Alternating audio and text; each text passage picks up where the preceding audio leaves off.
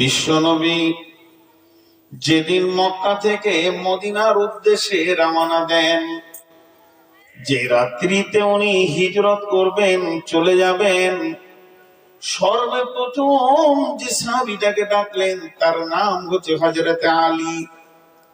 আলীকে ডাকার পর বিশ্বনবী বললেন, আলী রে, এটা আমার বিছানা, তুমি আমার বিছানায় আমার বালিশে মাথা দিয়ে শুয়ে আমার চাদরটা ঢেকে নাও। আর এই যে খাটের নিচে মালগুলি রয়েছে, বিধবার মাল, আমানতের মাল, এতিমের মাল রয়েছে, বাইতুল মাল রয়েছে, এই মালগুলিকে কাল সকালে ঠিক ঠিক ঠিক ঠিক করে তুমি বিলিয়ে দিও।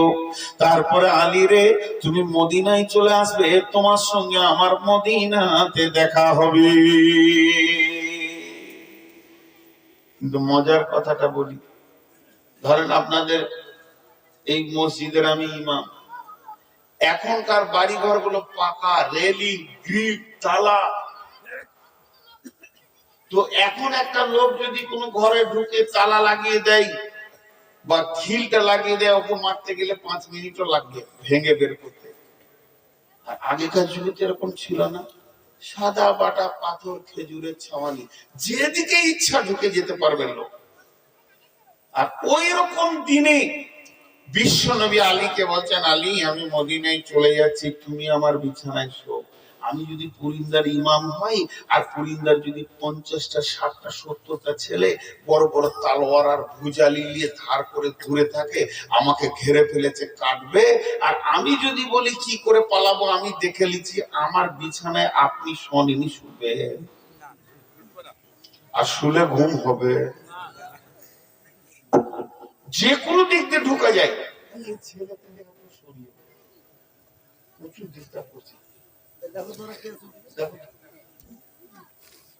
ওদের 3 জনকে এক জায়গায় রাখবেন না, 3 জায়গায় রাখবেন। প্রচুর ডিস্টার্ব করছে, এখানে অনেকক্ষণ লাফালাফি করেছে ওরা, আমার নজর ওদিকে চলে যাচ্ছে। ভাই, আপনাদের বিরক্ত লাগছে নাকি? তাহলে আলীর ঘুম হবে না। এখন বলেন, এই মসজিদ মাদ্রাসা এখন জালসা চলছে আর আপনারা শুনছেন, হঠাৎ হঠাৎ কোন একটা বিপদের কারণে হইচই শুরু, মারমার কাটকাট, কমিটির লোক আমাকে টোচেন দিয়ে ঘেরে নিয়ে গিয়ে গাড়িতে তুলে বলে, হুজুর চলে যান। বাকি যে আমি চলে গেলাম, বাকি কি ঘটনা ঘটলো আমি জানবো না, যে থাকবে সে জানবে, তাহলে আমি ওখানে যাওয়ার পর আসিরউদ্দিন ভাইকে ফোন করে বলবো, ভাই, আমি তো রাত 12টায় বেরিয়ে পালিয়ে আসলাম, তো 1টার সময় কি ঘটনা ঘটলো, উনি জানবেন, এটা ফোনে বলবো। তাহলে বিশ্বনবী চলে গেলেন, ঠিক ফজরের আগে বের হয়েছেন উনি, আর আলীকে রেখে গেছেন।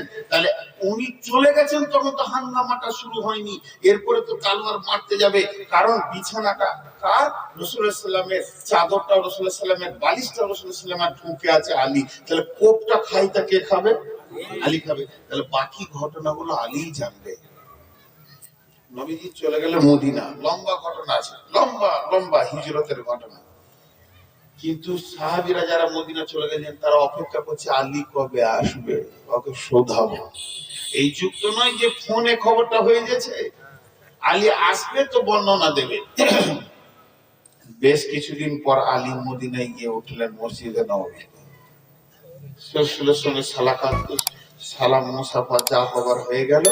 এবার সাহাবীরা বলছে, ভাই আলী, তোমার জন্য অনেক দিন আমরা অপেক্ষায় রয়েছি একটা ঘটনা জানার জন্যে, সেটা তুমি ছাড়া কেউ জানে না।